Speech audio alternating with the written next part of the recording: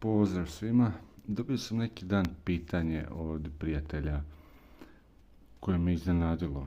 Pošto nisam mu previše spominjao SF21 biznis koncept, možda jednom sam mu spomenuo.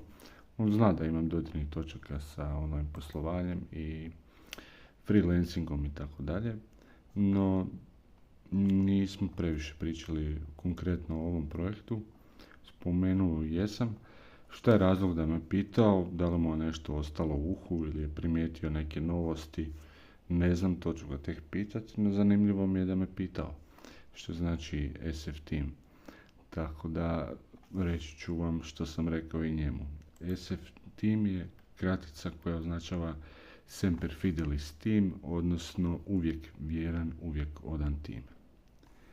Toliko za danas, pozdrav svima.